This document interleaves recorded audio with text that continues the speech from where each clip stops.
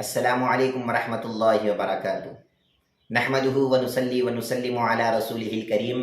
اما بعد فاعوذ باللہ من الشیطان الرجیم بسم اللہ الرحمن الرحیم۔ محترم ناظرین کرام،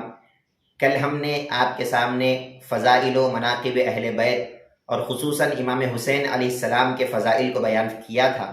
اور آج ہم مختصر طور پر شہداء کے مقام اور مرتبے کو آپ حضرات کے سامنے بیان فرمائیں گے۔ محترم حاضرین کرام، جب اللہ تبارک و تعالیٰ نے انسان کو پیدا فرمایا تو اس کے پیدا ہونے سے پہلے ہی اللہ تبارک و تعالیٰ نے اس کے موت کا بھی فیصلہ کر دیا۔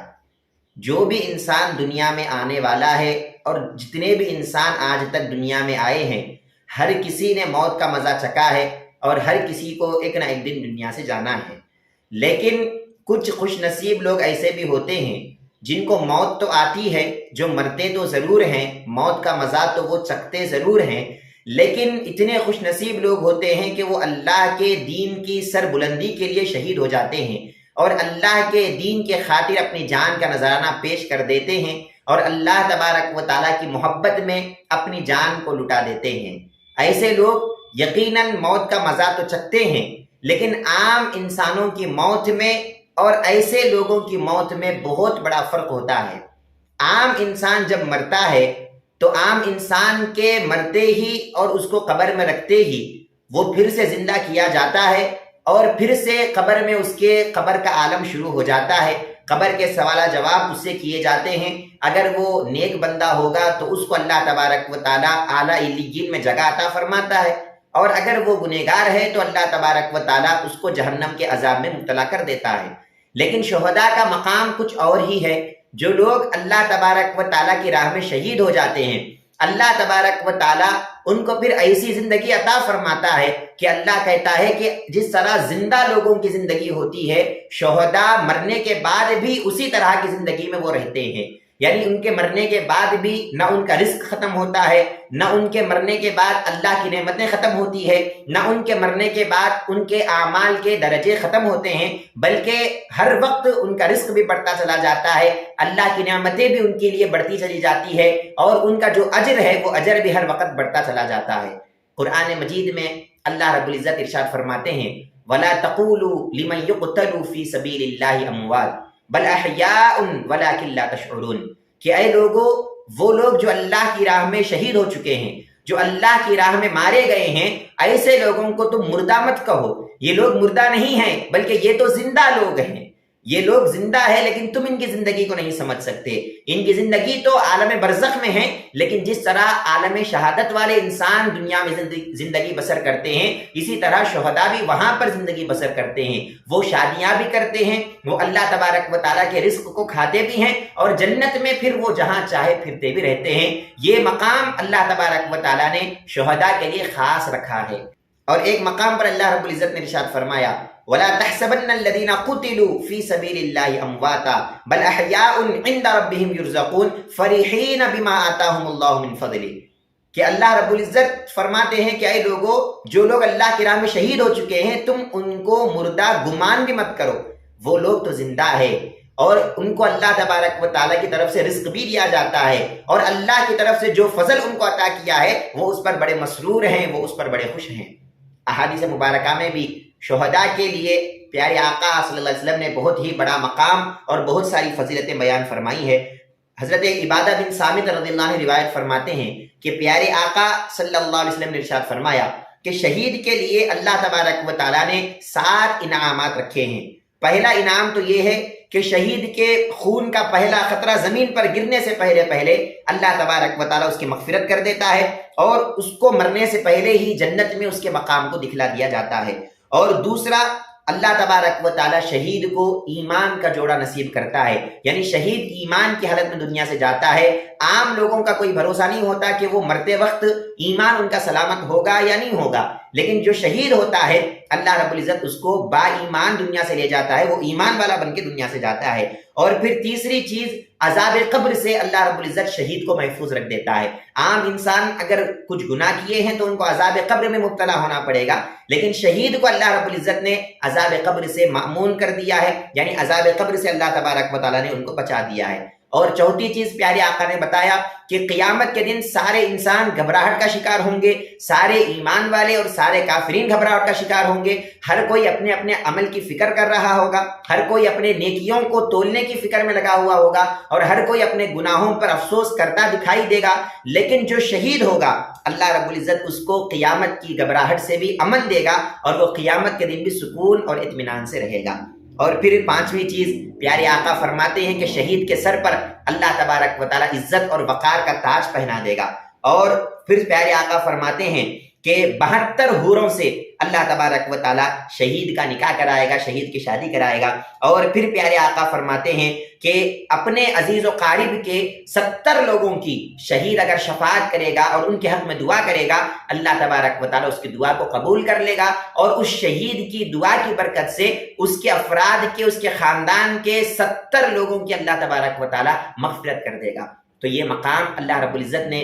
شہداء کو عطا فرمایا ہے۔ اور حدیث مبارک میں آتا ہے، پیارے آقا صلی اللہ علیہ وسلم ارشاد فرماتے ہیں، انس بن مالک رضی اللہ عنہ اس کو روایت فرماتے ہیں کہ حضور اکرم صلی اللہ علیہ وسلم نے ارشاد فرمایا،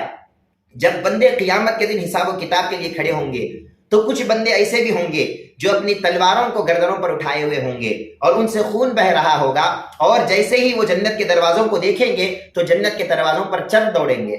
لوگ پوچھیں گے کہ یہ کون ہے؟ تو کہا جائے گا کہ یہ شہداء ہے، یہ وہ لوگ ہیں جو اللہ تبارک و تعالیٰ کی راہ میں اپنی جانوں کو قربان کیے سو لوگ ہیں، اور یہ لوگ زندہ ہیں اور ان کو اللہ تبارک و تعالیٰ رزق بھی عطا فرما رہا ہے۔ اور پھر حضرت انس بن مالک رضی اللہ عنہ ہی سے روایت ہے، پیارے آقا صلی اللہ علیہ وسلم ارشاد فرماتے، جو بھی انسان دنیا سے جنت میں جاتا ہے وہ دوبارہ دنیا میں آنے کی خواہش نہیں کرتا، وہ بس یہی چاہتا ہے کہ میں جنت ہی میں رہوں، میں دوبارہ دنیا میں نہ آؤں۔ لیکن شہید کی ایک ایسی فضیلت ہوتی ہے کہ شہید کی یہ تمنا ہوتی ہے، وہ جنت میں جانے کے بعد بھی یہ آرزو کرتا ہے کہ کاش اللہ تبارک و تعالیٰ دوبارہ مجھے دنیا میں بھیج دے تو میں دوبارہ اللہ تبارک و تعالیٰ کی راہ میں شہید ہوں گا اور دوبارہ پھر اللہ کی بارگاہ میں آؤں گا۔ یعنی شہید کا جو مقام ہے اور جو مرتبہ اللہ تبارک و تعالیٰ شہداء کو عطا کرے گا، اس مقام کو دیکھ کر ہر شہید یہ تمنا کرے گا کہ کاش اللہ تبارک و تعالیٰ دوبارہ مجھے دنیا میں بھیج دے تو بہتر ہوگا کہ میں دوبارہ اللہ کی راہ میں شہید ہوں گا اور دوبارہ اللہ کی بارگاہ میں حاضر ہو جاؤں گا۔ اور پھر پیارے آقا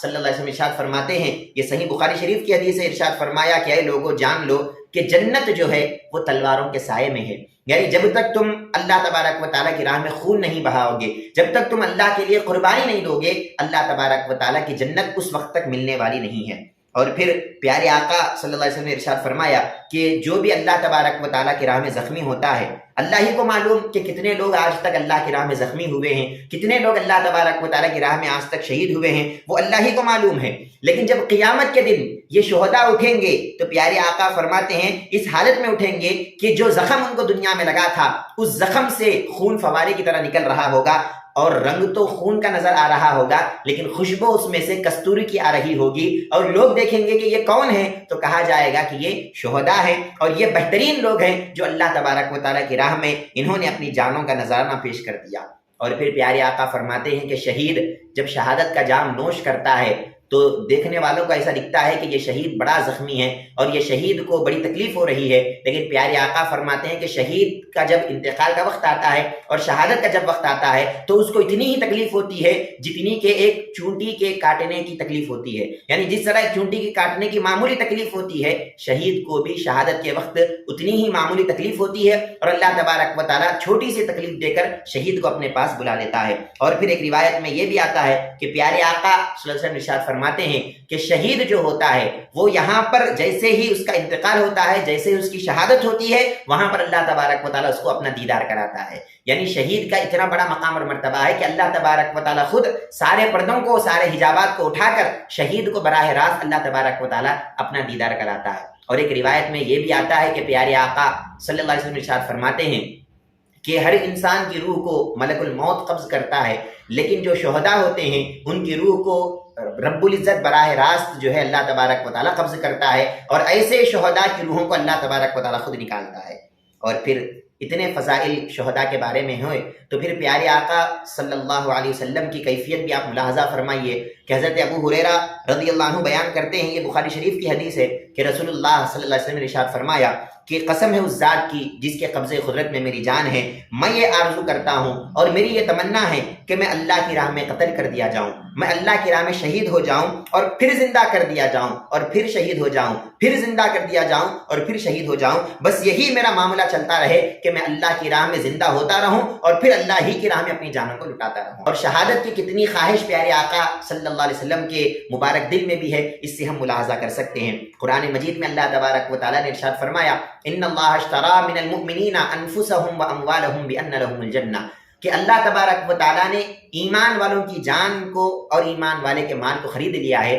بدلے میں اللہ تبارک و تعالیٰ نے جنت دینے کا ان کو اعلان کر دیا ہے۔ مطلب یہ ہے کہ جو ایمان والا اپنی جان کو اور اپنے مال کو اللہ کی راہ میں لگاتا ہے، بس اللہ تبارک و تعالیٰ اسی کو جنت دینے کا وعدہ کر رہا ہے۔ اور یہ شہید وہ لوگ ہوتے ہیں جو اللہ کی راہ میں اپنا مال بھی لگاتے ہیں اور اللہ کی راہ میں اپنی جان کا نذرانہ بھی پیش کر دیتے ہیں۔ تو جب وہ اللہ کے عہد کو پورا کر دیتے ہیں اور اللہ تبارک و تعالیٰ بدلے میں ان کو جنت عطا کر دیتا ہے، تو اسی لیے ان کو شہید کہا جاتا ہے، اور اللہ تبارک و تعالیٰ ان کو جنت میں بڑا ہی مقام اور بڑا ہی مرتبہ اللہ تبارک و تعالیٰ عطا کرتا ہے۔ تو اس سے معلوم چلا